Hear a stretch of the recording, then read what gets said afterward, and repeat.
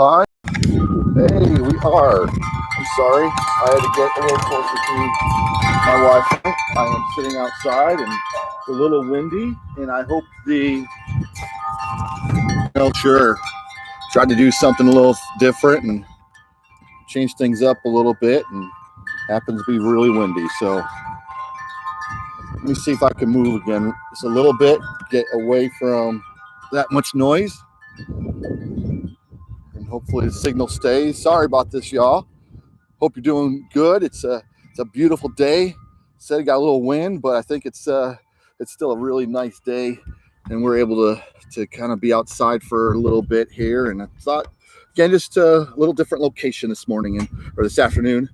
Doing family devotions, and I'm getting this out a little early because I've got some things I'm going to try to do in just a little bit that will require me being away, and I'm not sure if I'll be quite in time today. And so I want to go ahead and do this. And today's devotions, as you see again, it's from the YouVersion Bible Plan, Oswald Chambers, and it's officially called Hope, a Holy Promise. And would love for you to connect on that and to join with that. And if you don't have a smartphone or tablet, go ahead and you can go through the computer at www.bible.com. And that's where you can find it as well under plans. You'll have to set up an account and so forth, but it's not hard. And then you can do that. So the really amazing thing that I see in this, and again, I don't want to read it. It's right there for you. But the scripture that goes with it is John 13. And it says, "You call me teacher and Lord, and you are right, because that's what I am.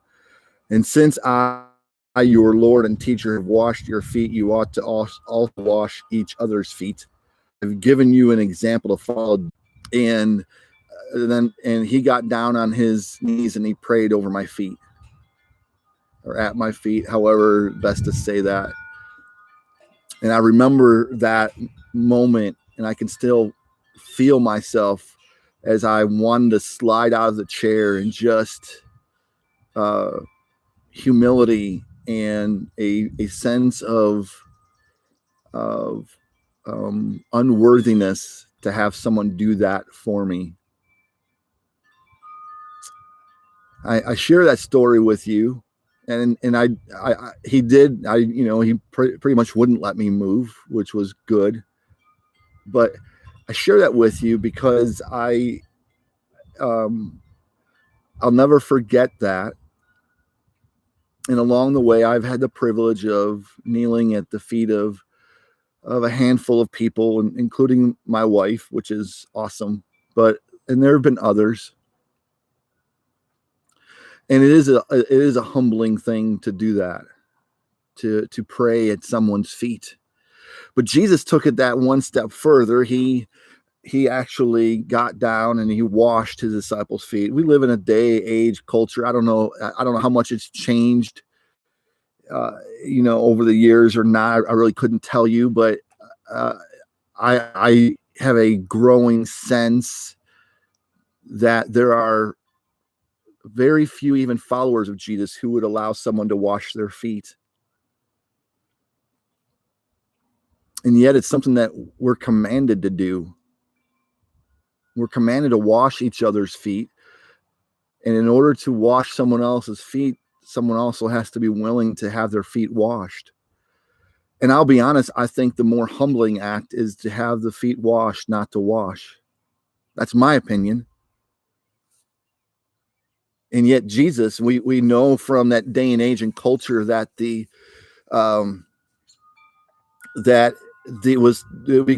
whoever was considered the lowest of servants would be the one to wash feet. And if you had, for example, both Jewish and Gentile servants, and even if the Gentile servant was a higher ranking servant, the master of the house would require the Gentile to do it over the Jewish one, because that's, again, because it was seen as demeaning. And I just think it's interesting. And here in the devotion, we really like when we can, even if we're people who are behind the scenes kind of people. I think we tend to like things that we know are going to have, like a big impact. We kind of like that. And yet I think Jesus also wants to remind us that it's the small things. And maybe in a time like this, and in a time when we are still, maybe things are easing up a little bit, and here in Illinois, not as much as I know many would like. And I know there are others who are like, what, let's just keep it, keep it slow. Don't worry, don't rush it. Even in the midst of that, I don't get caught up in whether or not you can do something big for someone.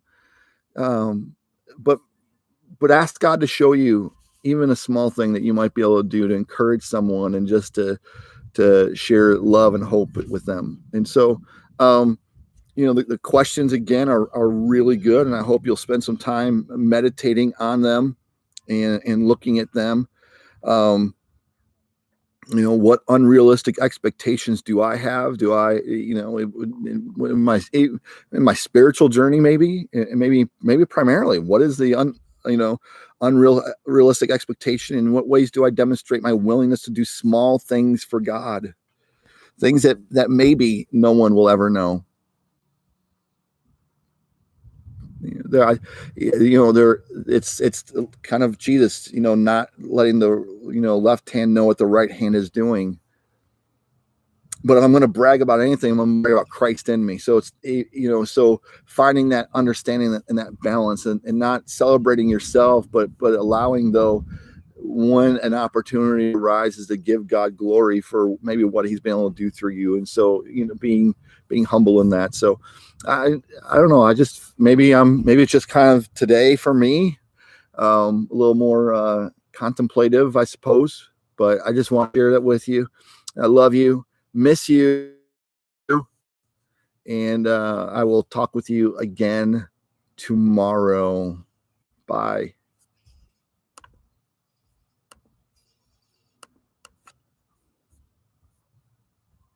Sorry.